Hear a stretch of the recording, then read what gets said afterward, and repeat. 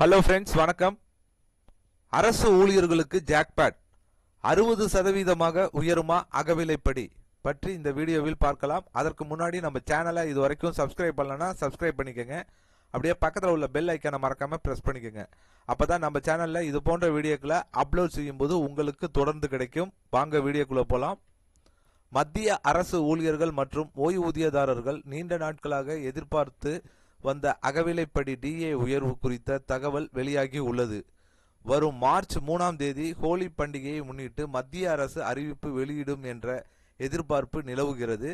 வழக்கமாக பண்டிகை காலங்களில் டிஏ உயர்வு அறிவிக்கப்படும் நடைமுறை உள்ளதால் அடுத்த வாரமே அதிகாரப்பூர்வ அறிவிப்பு வெளியாகலாம் என கூறப்படுகிறது. எனினும் இதுவரை அரசு தரப்பில் இருந்து உறுதி செய்யப்பட்ட தகவல்கள் வெளியாகவில்லை. தற்போது மத்திய அரசு ஊழியர்களுக்கு 58% அகவிலைப்படி வழங்கப்பட்டு வருகிறது.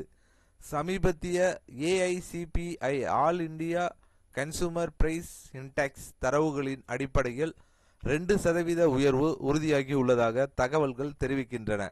இதன் மூலம் டிஏ 60% உயர வாய்ப்பு உள்ளது. இந்த உயர்வு 2026 ஜனவரி 1 முதல் அமலுக்கு வரும் என எதிர்பார்க்கப்படுவதால் ஜனவரி மற்றும் பிப்ரவரி மாதங்களுக்கான நிலுவைத் தொகையும் சேர்த்து வழங்கப்படும். உதாரணமாக, ஒரு அரசு ஊழியரின் அடிப்படை சம்பளம் ரூபாய் 18,000 என எடுத்துக்கொண்டால் 58% டிஏ அடிப்படையில் ரூபாய் 10,440 கிடைத்த நிலையில் 60% உயர்ந்தால் 10,800 கிடைக்கும். அதாவது மாதத்திற்கு 360 கூடுதலாக கிடைக்கும். இது வெறும் அடிப்படை சம்பளத்தின் கணக்கே. அதிக அடிப்படை சம்பளம் பெறுபவர்களுக்கு இந்த உயர்வு மேலும் அதிகமாக இருக்கும். மேலும் டிஏ உயர்வால் வீட்டு வாடகைப்படி HRA உள்ளிட்ட பிற படிகளும் உயர வாய்ப்பு உள்ளது.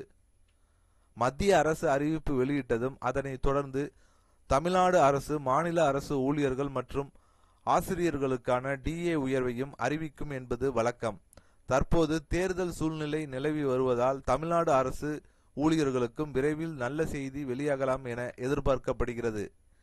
8வது ஊதிய குழு அமல்படுத்தும் செயல்முறை தாமதமாக இருந்தாலும் இந்த டிஏ உயர்வு அரசு ஊழியர்களுக்கு பொருளாதார ரீதியாக ஒரு முக்கிய நிவாரணமாக இருக்கும் என்பது குறிப்பிடத்தக்கது.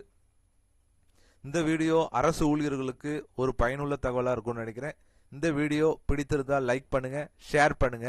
மீண்டும் இதுபோன்று வேற ஒரு வீடியோவில் சந்திப்போம்.